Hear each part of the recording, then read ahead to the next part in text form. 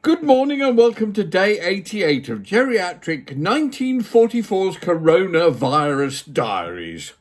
Yesterday I was struck by two of our great ladies in the United Kingdom. One of them I saw featured in a Channel 4 documentary called Page 3, and it was my old friend Samantha Fox. I was rather sad in her discussion about how her career managed to blossom. I think she was the only one, really, from being a Page 3 girl into being a pop singer, because as a friend, and I hasten to add, not making one single penny out of it, I managed to find her a record deal with Jive Zomba. And I was a consultant to them, and a song called Touch Me that turned her into a hit singer, and she's had several hits since then and has done very nicely. It wasn't mentioned in the documentary, although I'm sure she did mention it at length, and it went to the cutting room floor.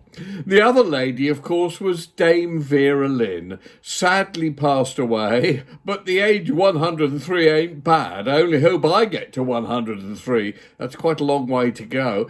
And in all the praise mounted on her, they tended to fail to mention the fact she was a fucking great singer. She really was. She performed when her voice came out.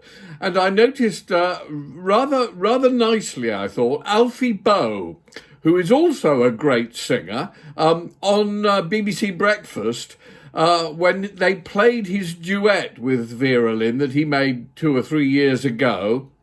Actually, 3 years ago, I think, to celebrate her 100th birthday. And the two of them sang along, and quite rightly listening to it, she completely dominates. And the first thing Alfie said on television was, "Wonderful duet, but I hasten to point out that when you're hearing it, what you hear is Dame Vera, because her voice was so incredible and really cut through." And I thought to myself, not only did that illustrate that Alfie Boe is clearly a very nice man and a decent man and one who's not prepared to take all the credit for something, but also very accurate, because she was a strikingly good singer. I recorded some old songs in my life, and I look back as I hear "We'll Meet Again, Don't Know Where, Don't Know When," which I never recorded, but we look at some of the songs that I did record. The oldest song I ever recorded was written in 1905. That's 120 years ago, 115 years ago now. And it's a wonderful song, which I loved. But basically, I was inspired to do it by a recording of it made by my great hero, Buddy Holly, as you can see from the glasses. Buddy Holly was a big influence on my life in the 50s when I was growing up, just getting into my teens. I thought Buddy Holly was brilliant. I still think he was probably the greatest musical person of our time, certainly of my era. And he is magnificent. Anyway, he did a very, very interesting version of the old song, "Wait Till the Sun Shines, Nelly."